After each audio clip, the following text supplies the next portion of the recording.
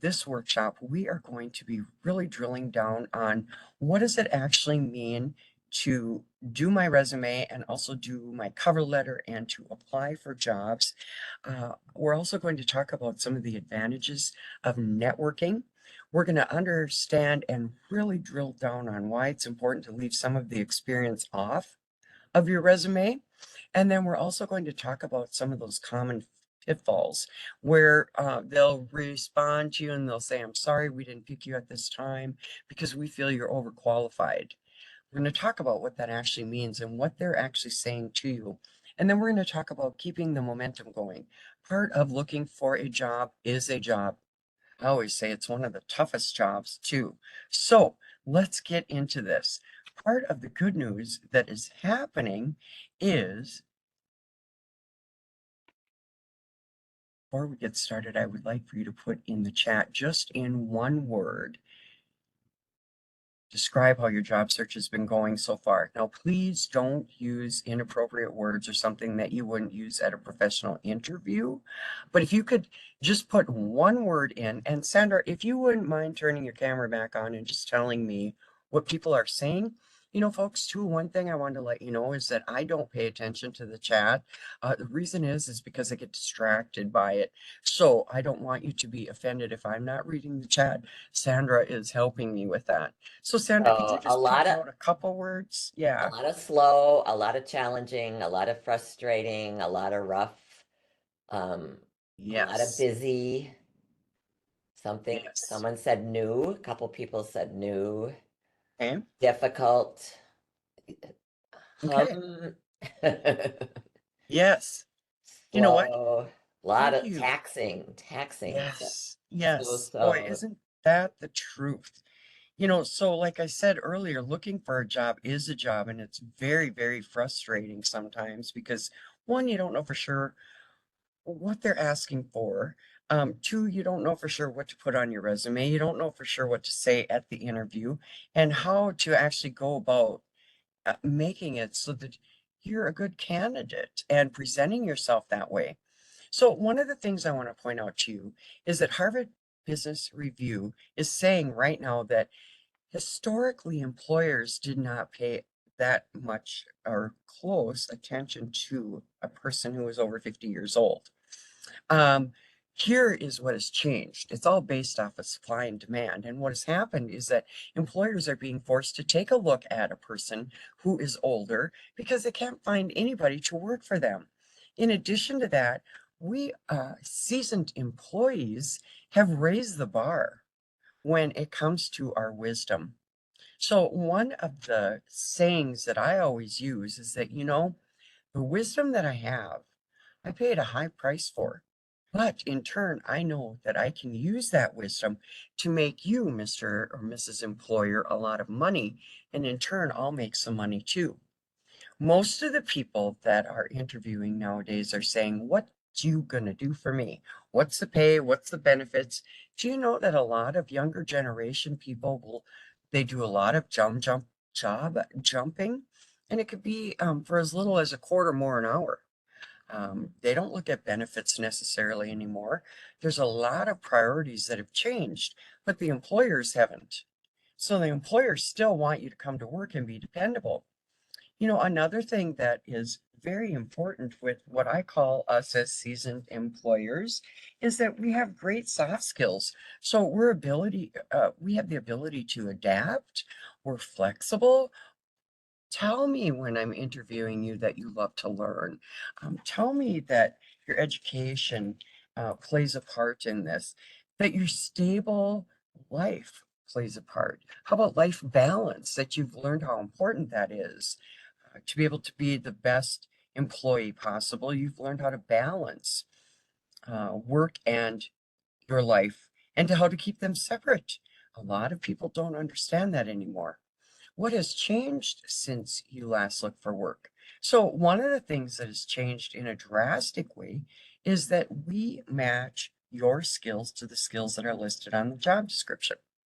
One of the things that I found very frustrating when I was hiring someone was I would look at the resume and I would look at the job interview. I'd wonder myself, goodness, did you even read the job interview? Excuse me, The job description, I said the wrong word. I would think, did you even read the job description? Um, a great example that I use for this scenario is that I had a gentleman who had applied one time for my retail position, and he could drive a forklift according to his resume. He could do everything under the sun with the forklift, lift things up high, lift things down low, use a pallet jack. We didn't own a forklift, so I never interviewed him. Now, maybe the guy was sick of sitting on a forklift, never wanted to be on one again, but his resume didn't portray that. And in addition, I didn't interview him. So don't be the forklift driver if I don't own a forklift. Match your skills with the skills that are listed off of that job description, meaning what I am looking for. Networking is still the quickest way to get a job. It is.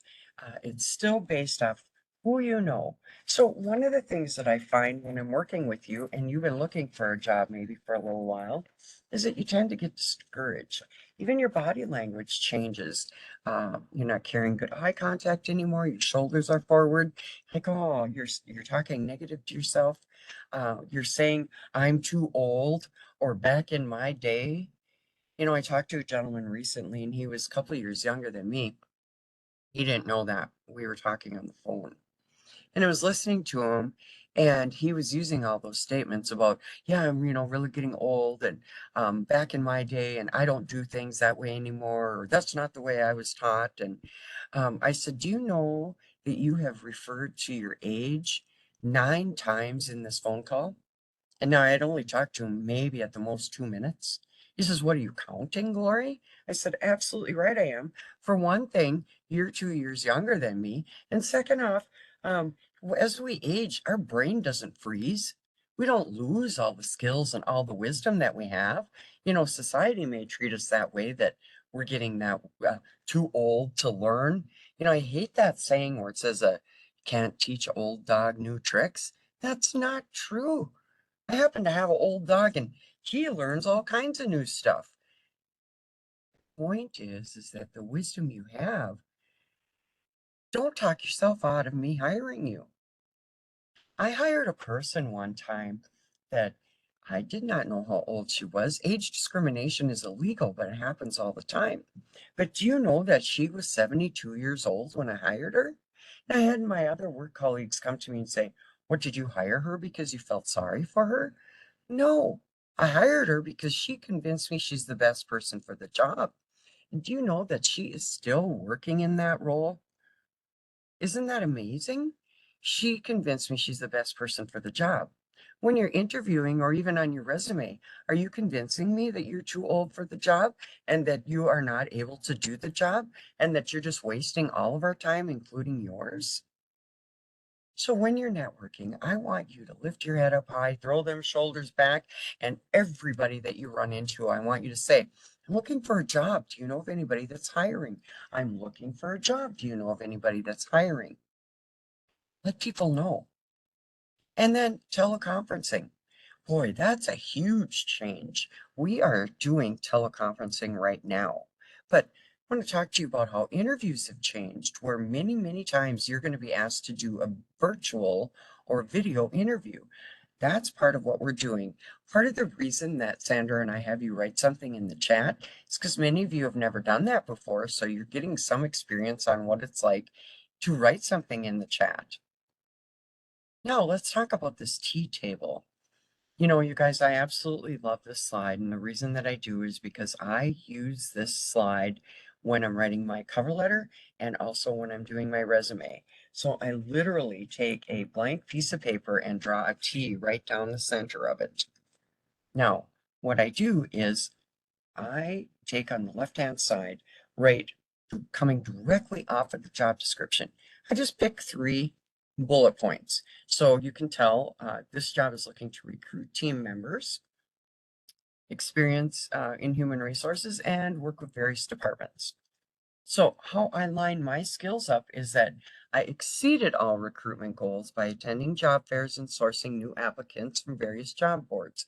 I want you to look at this for a minute and note to yourself that, yep, for one, you read the job description, and for two, I can tell within 2 to 3 seconds that you qualify for this job.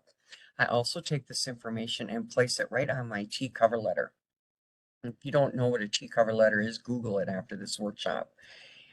It is a great way for a person to look at your cover letter and also look at your resume and know that you qualify for the job.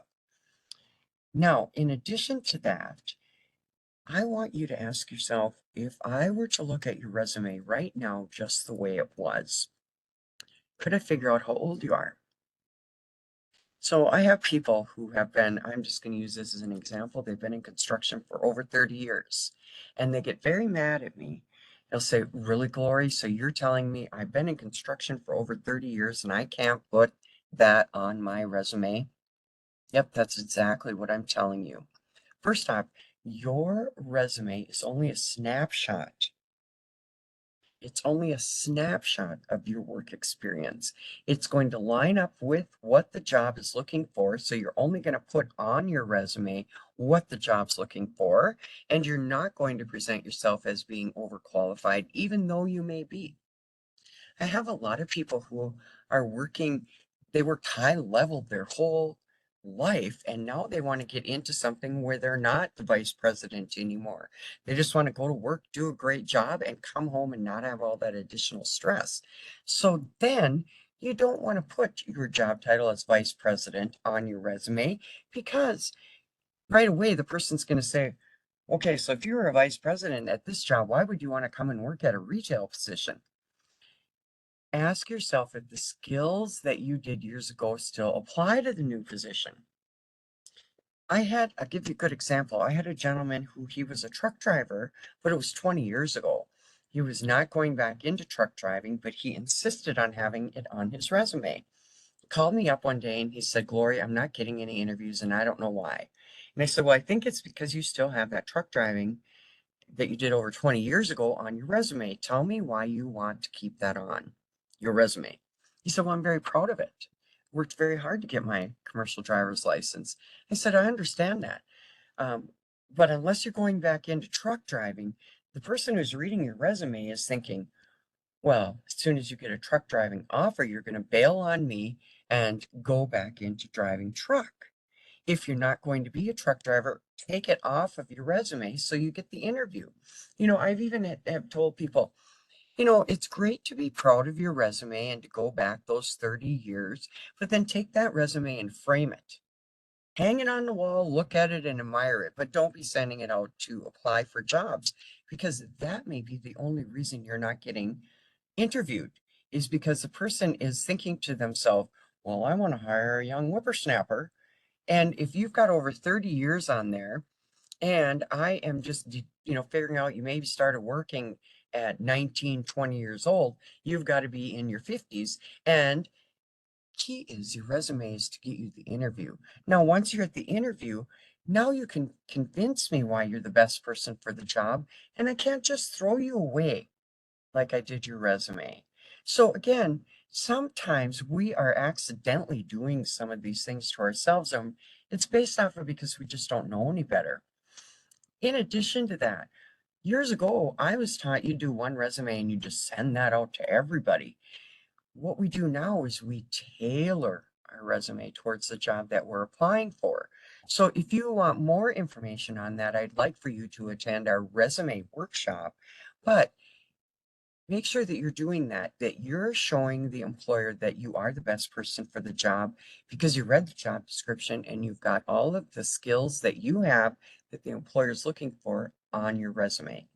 Sandra, this looks like a great time for a question. Yep, so I'm kind of grouping them. Yes. So one of them is, so how strict is the 10 to 15 year rule? And then another is if your experience, the place where you got the experience that you want to use is older than 15, how do you show that on your resume? And then Excellent. do you have a lot of applications they said have asked the year you graduated from high school? Like, do we even Yes. remember that? Yes. Do So you here's have the to? thing. I want to talk about, there's two different things. So There is the application, which is completely different than the resume. So remember that the application is completely different than the resume. So when I'm talking resume, you don't need to put years on there, the year that you graduated. You just need to put your highest degree. So if that is your high school diploma, then you put high school diploma, the town that you graduated from, and the name of the high school. On the application, you're going to honor what they're asking for, except if they're asking for your birth date. You can put the day and the month, but I always recommend that you put 00 in the year. First off, it's illegal for them to be asking your birth date on the application. And at the interview, if they say to you, well, Gloria, you have written on here that you were born in the year 2000. I would say, no, I don't. I have it born. I have my year that I was born as 00 because I'm a company gal. And I do understand that you just probably didn't realize that you can't ask me what my birthday is, the year that I was born. So I'm looking out for you and your best interests. Now, let's talk about this 10 to 15 year. Good grief, you guys. We live in America. It's still a free country. If you want to put more years on there on your resume, these are strongly encouraged, but you're free to put whatever you want on your resume. But I want you to ask yourself, if I put this on my resume and if I'm not getting interviews, remember, your resume is only as good as the fact it gets you interviews. If it's not getting you interviews, its value isn't even worth toilet paper. So, how strict are we on the 10 to 15 years? You decide that. You answer that. But I am teaching you what I have found has worked. Okay. So, let's talk a little bit more about these skills that you got, say, 20 years ago. First off, I want to ask you, are they competitive? Meaning, are they applicable to the job that you're applying for right now? If it was something that you did years ago, did it need to be upgraded or did you need to maybe take a refresher course in something? Do they apply? I always say that I learn the skills, and when I'm interviewing you, I'm not going to drill down on you as far as, okay, tell me when you learned that skill and how did you learn it and what year was it? I just want to know that you know how to do it. So, some of the things that you're getting hung up on isn't really mattering in the big picture, but it does matter if the company's looking for it. Oftentimes, they're not asking you, when did you learn how to do this? Another important part about networking is that you're able to find the jobs that nobody's posted. Now, here's one of the ways that I found worked really well. So, when I was the operations manager of the nonprofit, we had a lot of volunteers. I want to encourage you to volunteer. Now, please don't take this as, well, Glory told me to volunteer 40 hours a week. No, I didn't. You're looking for a job. But I do want to encourage you to go maybe into your local food shelf, your animal shelter, uh, volunteer 2 hours a week. One, it's getting you out back into the community. But in addition to that, I'm a strong believer that when I start to give, uh, it's interesting how the universe brings things back to me. Now, let me give you this actual real life example. As the operations manager, when I was working with a lot of volunteers, I got to know you. I got to know you if you're a man or a woman of your word, if you had integrity, if you showed up on time, if you got along well with others. But here is the beautiful thing about it. Would have a business person stop by and make a donation, and they would say, Glory. So I have a job opening, haven't posted it anywhere, but do you know of anybody that's looking for a job? Now, because you came in and told me I'm looking for a job, do you know of anybody that's hiring? I am going to quickly refer you. And not only that, because I've gotten to know you through your volunteering, you can use me as a reference. So, do you see how that also saves the employer a lot of time and effort? They say that it takes up to 6 months or more to fill your position when you do quit. 6 months? First, when I heard that, I thought, goodness, that's probably excessive until I started figuring it out. No, it's not excessive. The truth is that you put your 2 weeks notice in, or sometimes it's a month. Then after that, they post the job. Ideally, they should post it as soon as you put your notice in, but I haven't really ever found that happen. Then they have to start doing the posting it, then typically that's anywhere from 2 weeks to 30 days that they have to legally have it posted. Then they also have to get into interviewing. Then they have to do background checks. You see how it's like pretty soon 6 months have easily gone by. So create relationships so that they think of you first when that job does come up. The only way they're going to be able to do that is if you let people know you're looking for a job. Now, with teleconferencing, like I said, the good news is that we're doing it right now. One of the things I want you to be super aware of is to make sure that your background is set up. Now, I had a gentleman recently who he had a video conference, but he didn't own a computer.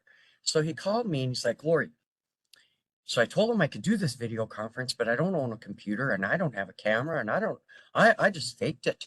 Told him, yeah, I can do the interview tomorrow afternoon at 2 o'clock, but now what am I going to do? Well, here's the beautiful thing about Career Force.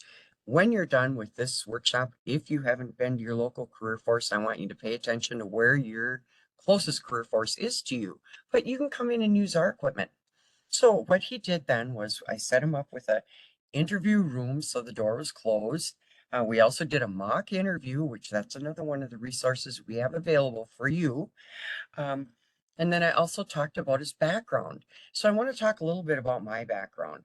I intentionally leave it like this because I would not interview with this type of background because you can see that it's got the squiggly lines here. Also, when the sun is shining, it can be too bright. These are big windows that are behind me, but it can actually wash me out. So again, I'm doing this purposely so that it is a great example, but I would use a muted background. I would not blur my background because people think that you're hiding something. Also, I would not use, I could actually pick up a background right now that makes it look just like I'm in Paris. The reason I'm not doing that is because if I move my head to the side, for lack of a better term, sometimes there's trailing, and that distracts the interviewer. Or, goodness sake, sometimes it'll cut half your face off. I can't explain to you why it does that, but it does it. So you want to make sure that your background is designed so that the interviewers are paying attention to you and not being distracted. You also want to wear something appropriate. So you don't want to have like a real busy shirt on, a big scarf, necklace, great big earrings, anything that can distract me. I did a mock interview with a gentleman recently, and I said to him, so you like to play a lot of video games, huh? And he's like, how do you know that? And I said, well, in your background, you got all your video games, your console, your TV, everything is all set up. He's like, Gloria, I never even realized that that's how I was presenting myself. So again, reach out to us because we are experts at giving you some of this good insight so that you can interview well. So you are going to dress as if you would as a face-to-face interview, meaning all the way down to your shoes. Something that clicks in our head, I can't explain to you what it is, but we're known to interview better if we are fully dressed. Good to know. And if we are dressed business casual. So another thing that's really important is you want to make sure that you are carrying good eye contact. So as you can tell, I know where my camera is on my computer right now, and I'm carrying good eye contact with you. Now, please note that it feels totally different if I were to be talking to you this way. That's where the good eye contact comes in, is that you treat this as if you were in person doing an in-person interview. Make sure that your audio is good. Now, again, another way that you can test this is that we can do a mock interview with you and tell you if your audio is good or not. I had a gentleman who came in, audio was good, background was good, life was good. He was ready for the interview. Had him all set up. When you are getting ready to log in, I want you to log in uh, anywhere from 15 minutes to 5 minutes before the virtual interview starts. So that I would rather have you sitting there waiting for everybody else than to log on late. Back to my story. This gentleman starts the interview, all is well, and all of a sudden he comes busting out of the interview yelling, Glory, Glory, the internet went down. Now, you guys, only had this happen maybe twice since I have been working for the state of Minnesota, which by the way has been over 7.5 years. Um, so I said, okay, let's go in. When you are doing a video conference interview, please get a phone number. Also, this backup phone number is so important. And the reason that it is for my scenario. So the internet went down and it really did go down. I told him, okay, I want you to take a deep breath because this is actually going to be an opportunity for you to show this company how well you are at handling a situation when you're under stress that's beyond your control. Take a deep breath, call them back, and explain that to them. I would like it if you would take a look at the fact that I am able to handle this situation and handle it very well. Sometimes some of our missed opportunities really could have been great opportunities. It all depends on how we are handling them at the time. So that's why having that backup phone number is handy and very, very important as well. Now, let's talk a little bit about how you have changed. So, how do you feel about looking for employment now, and do those feelings show? So I asked, how has it been going on looking for employment? I work with a lot of people who their previous job was maybe a hostile environment. Maybe things didn't go right. Maybe the employer or the other employees didn't treat you fairly. Are you bringing that to the new job? Are you talking about that? That is very, very inappropriate. Uh, I want you to work on how do you feel about this new job? Have you looked up their mission statement? Do your core beliefs line up with this new position? If they don't, then don't apply. What types of skills have you gained since the last time you interviewed, and do you know what they are? A lot of times we've gained a lot of these skills that we paid a high price for, but we don't recognize them as skills. We just think everybody can do that when that simply isn't true. I also want to point out that if I were to drill down on you right now and say, name 10 skills that you have, do you know that it would be very difficult for you to do? Because I find it really fascinating that the human behavior and human being can tell me all the things they can't do instead of the things they can do. And age has nothing to do with that. So I want you to take a look at the skills that you have gotten since you last interviewed. Let me give you a really good example. So I have some people who, um, back when the pandemic hit, they ended up losing their job because the business went out of business, their job dissolved, and then to top it off, they ended up having a sick family member with COVID. And they ended up spending, let's just say, a year taking care of that family member. And let's say, worst case scenario, that family member ended up passing away. If that happened to you, bless you. I am very sorry something like that has happened.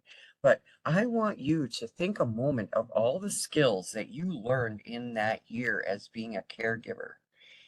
You could have been doing med compliance. You could have been doing bringing them back and forth to hospital or bringing them back and forth to medical appointments. You could have used where you're looking out for their safety and their best interests.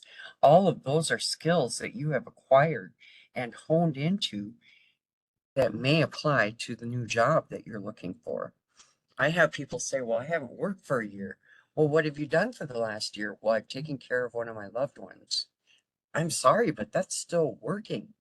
So a lot of times here you've been working, but you're not giving yourself credit for it. Another thing that has been great about the pandemic is that employers really don't give too much care anymore about a gap in employment. And if they do, let us help you to be able to explain it on what to say. But don't assume that they're even going to care or ask you anymore. A lot of times we get hung up on that. Here's the truth. You are absolutely right that you will not get the job if you don't apply. So when you're looking on minnesotaworks.net and you find a job you want to apply for and you go, yes, I really would like that job. I think I would like that job. But then you talk yourself out of it. Oh, they're looking for this and I haven't done that. Or, they aren't going to hire me. I'm not going to waste my time. I want you to stop yourself. First off, if you were excited about applying for that job and you're questioning, boy, I don't know if I qualify or not, reach out to us here at the Career Force. Chances are you do qualify. You just aren't looking at it like your skills are transferring into that new job. Let us help you with that. Common mistakes of being looked at as being overqualified. That's where, getting back to my truck driver example, if you're not applying for a truck driving position, then you're not going to have the fact that you were a truck driver. If you're not applying for a vice president role, you're not going to have the fact that you were a vice president. Pay attention to what the job description is saying and tailor your resume into that job instead of giving them or giving me way too much information.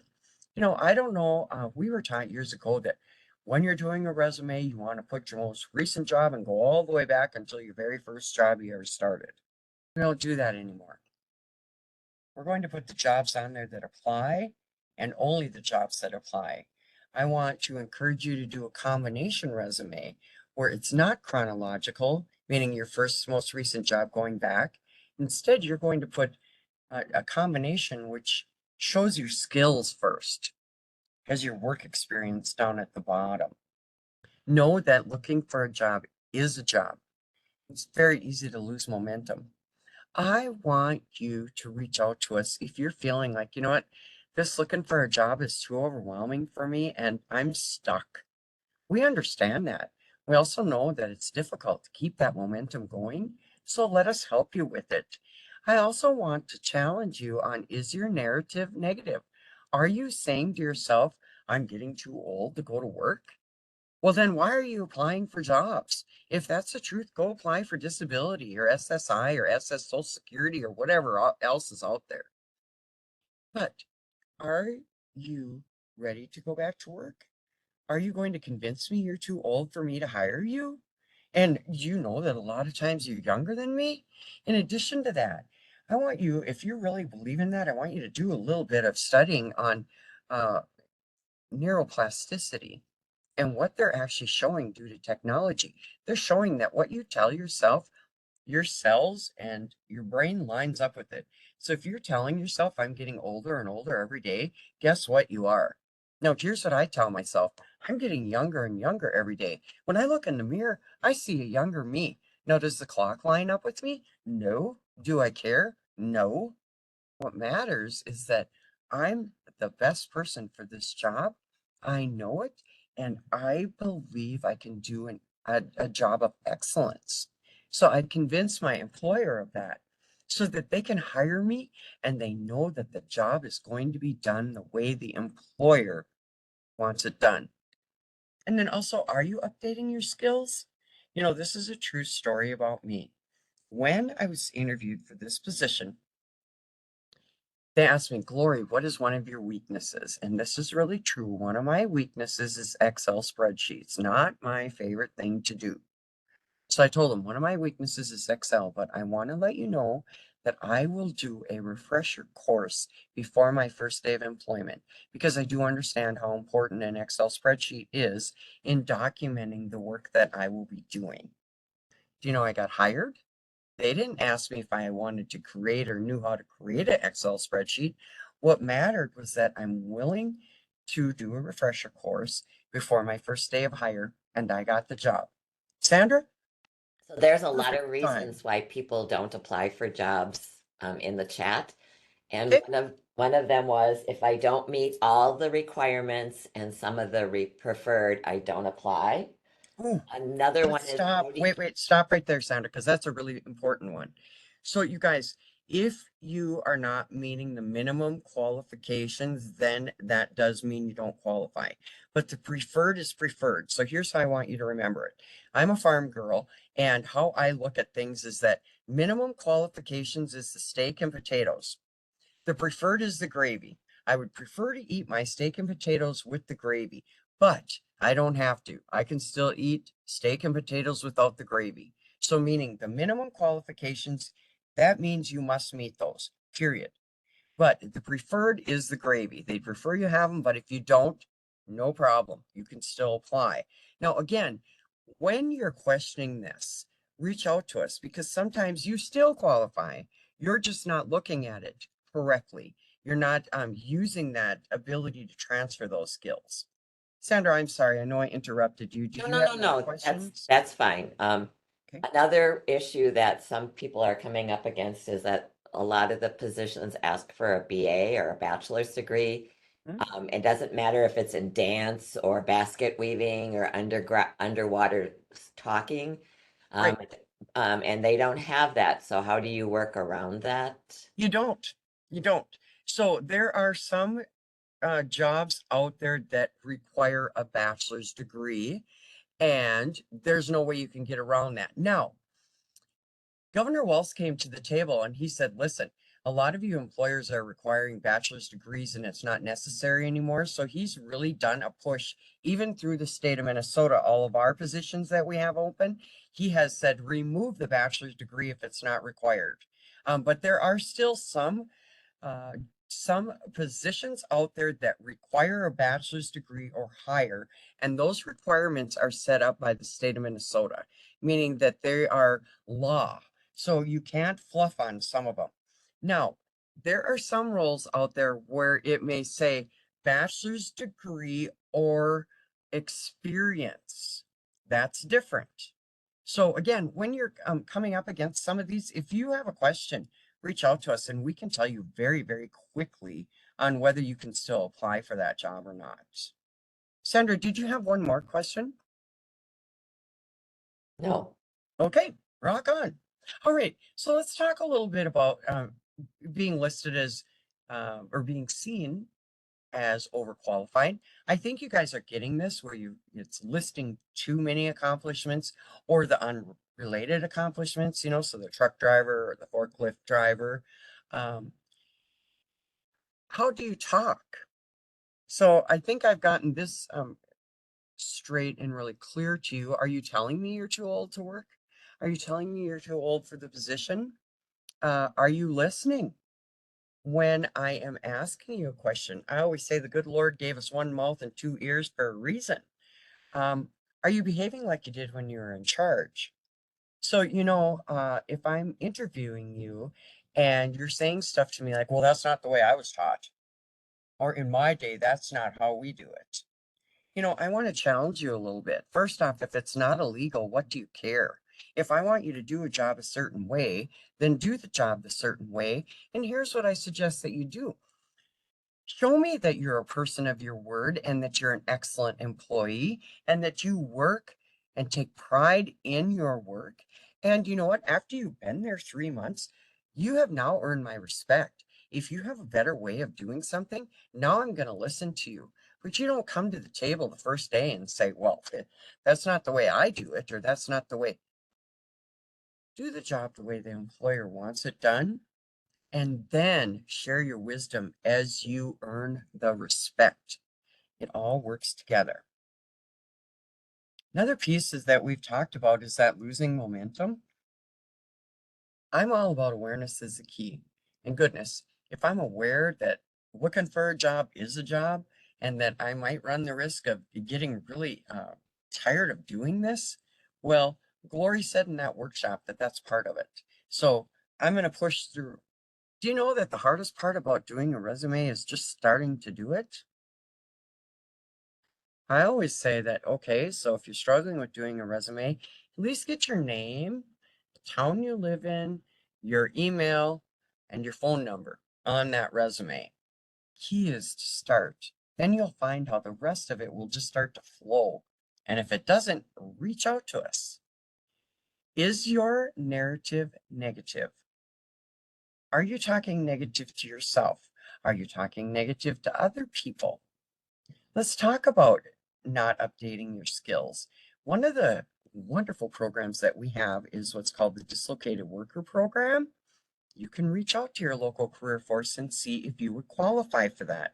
A lot of the requirements and qualifications for the Dislocated Worker Program have expanded, meaning that if you didn't qualify in the past, you may qualify now.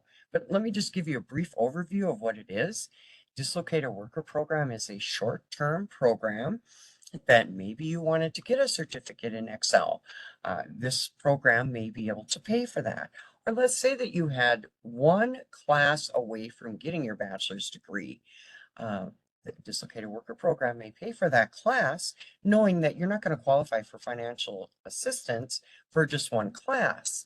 So it's a short-term program that may be able to help you to get a better job, knowing that once you get that certificate or that degree at the end of the degree, you will then qualify.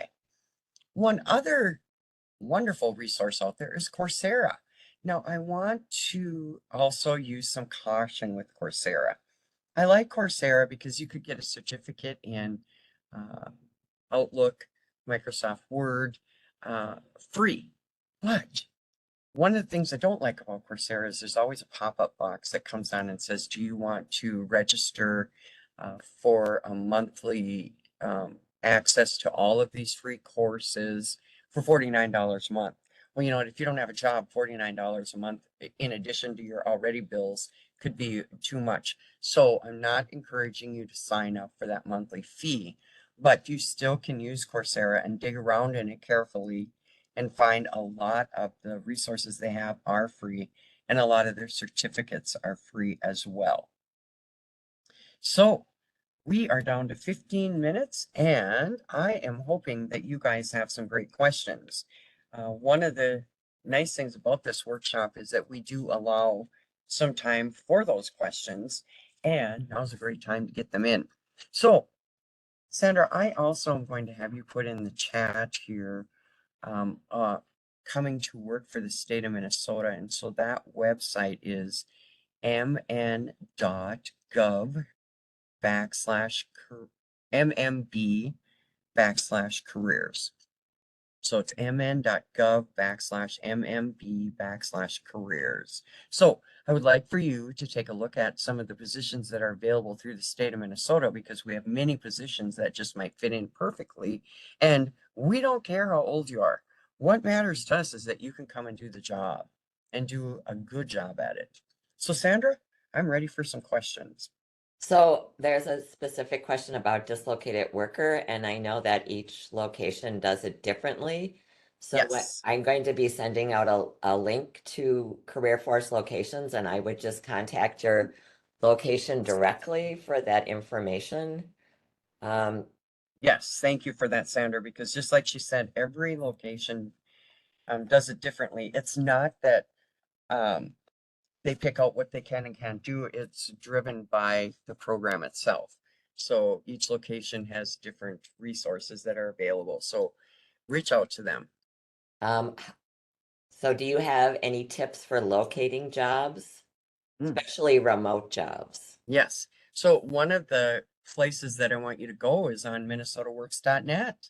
Um, you can also put in the keyword search. So you log into your account, scroll down, so you're on what I call page one, scroll down, excuse me, log into your account, and you'll look up on the left-hand side, it'll say job search. So you click on job search, and that's where you scroll down to where it says keyword search. And I would put in the keyword search first, remote, and hit search. The second thing I would do is keep it simple, go back and put in work from home and hit search. Then I would go back and I would put in the word telework and hit search. Um, and then I would go back and put in the word hybrid. So hybrid is where you may work a couple days in the office and the other 3 days from your home office.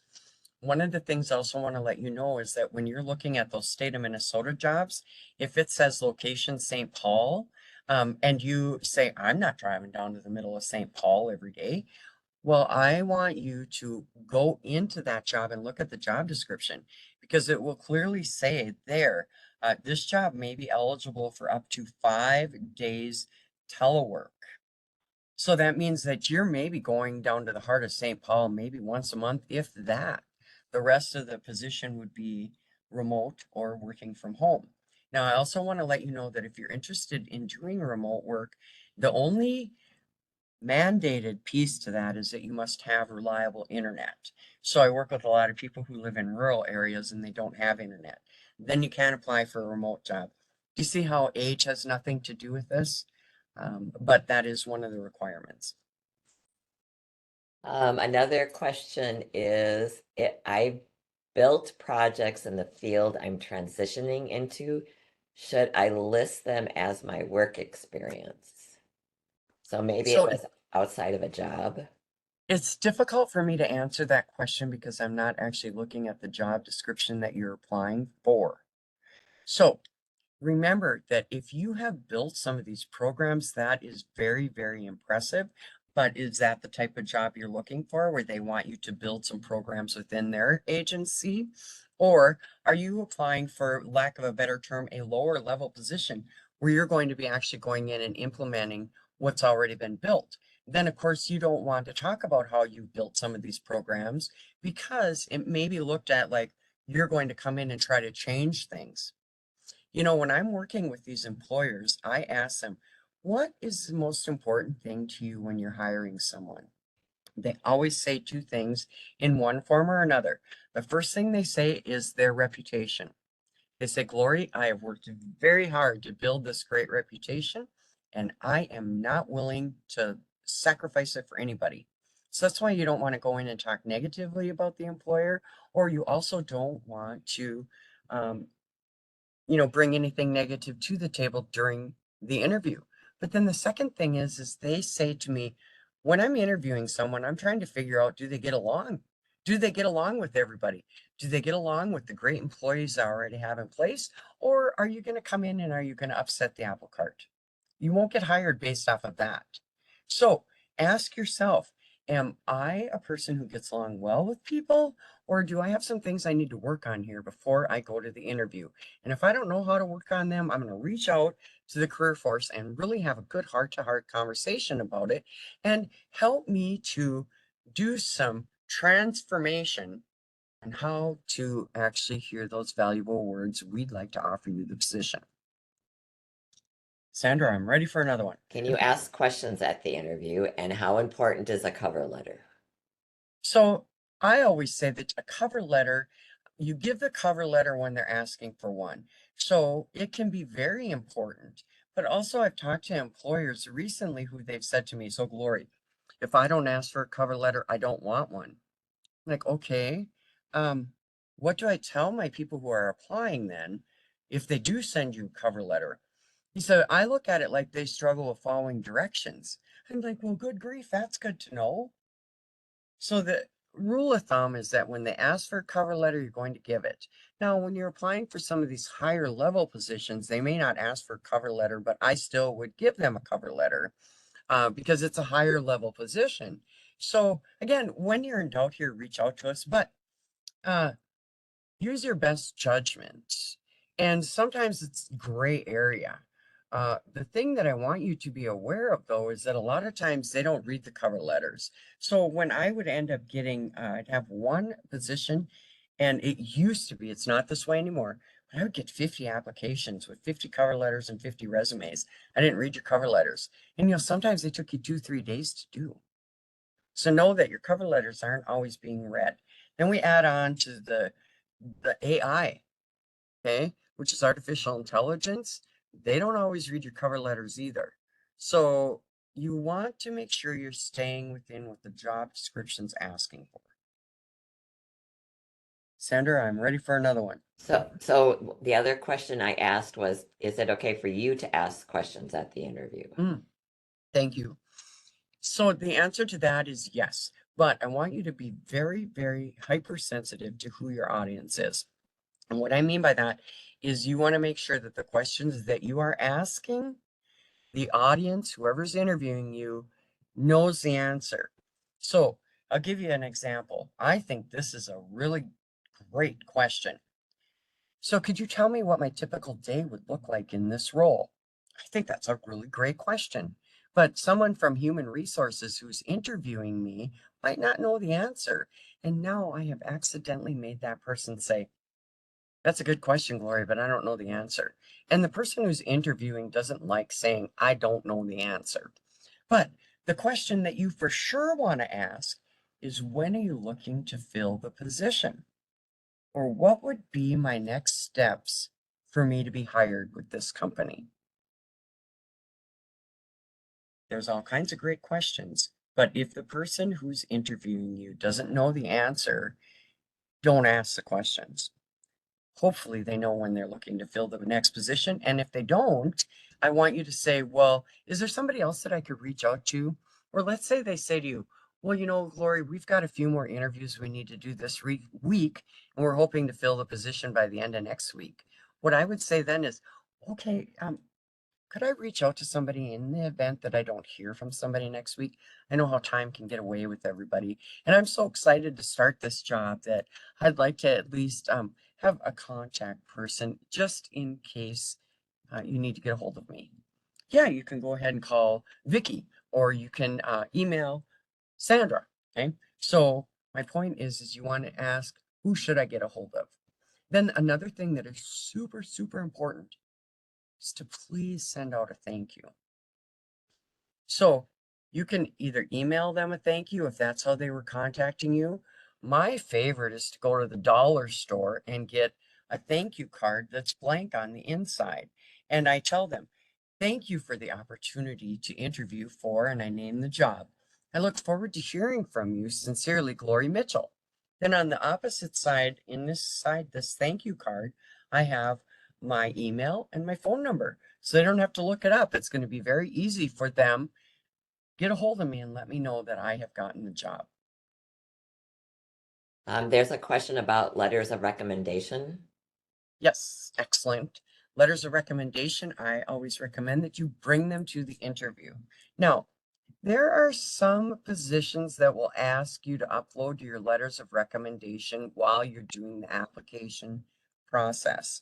Great. Send them then. But what I have found is that's very rare. So all of your letters of recommendation, I want you to have them in your portfolio. Bring them to the interview. When you're done with the interview, they're not going to say, oh, and by the way, Glory, do you have any letters of recommendation? I mean, they might say that, but typically they don't. So what I want you to say is, oh, and by the way, I have 3 letters of recommendations that I'm going to leave with you. They're copies of them, and you're just going to leave them on the table. They aren't going to respond at the moment, but what I want you to do is leave them there. Once you walk out of the room, they're going to be looking at those letters of recommendation. Say that your interview is done virtually. Then at the end of the interview, if they ask you, Glory, do you have any questions? That's when I would bring up my letters of recommendation. I would say, I have 3 pretty impactful letters of recommendation that I would like to share with you. Are you interested in looking at them? And how would you like me to get them to you? Usually they're going to say, yes, we're interested in looking at them. And you can email them to, and they'll give you that information. So somebody wants to know if it's worth attending a job fair, specifically for the Department of Revenue if they're looking for supply chain. They're a seasoned supply chain professional, and he doesn't think that they have any jobs that would fit his qualifications. So I always say that every job fair is worth attending. It's a beautiful thing when you can actually talk to a person in real life nowadays. I want you to bring your resume to the job. If you could get your hands on a job description with that specific entity that you want to apply for, then again, you're going to tailor your resume towards that job. Otherwise, you're going to have a really good resume that could be you could use it for whatever type of position that is available through the job fair. Usually with job fairs, you can get your hands on the employers that are going to be there. A lot of times you can get your hands on their website and you can take a look at the jobs before you go to the job fair. So that way you're more prepared.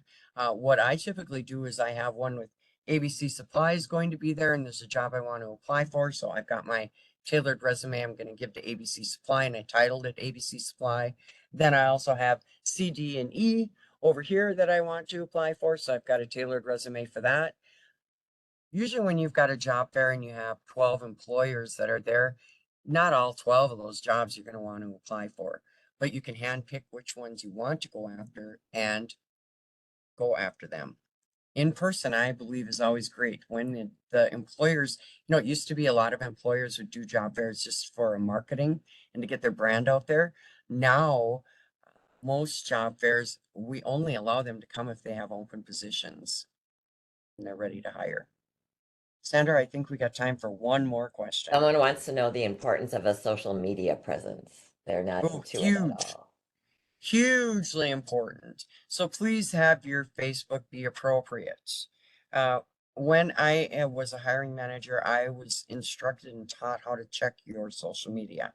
Second off, I want you to attend our LinkedIn creative job search. Wow. I just attended it again. It was probably 2 months ago, and I learned something every time. We have a genius that facilitates that workshop. So, attend it so that you have a good idea of how important LinkedIn may be to your industry.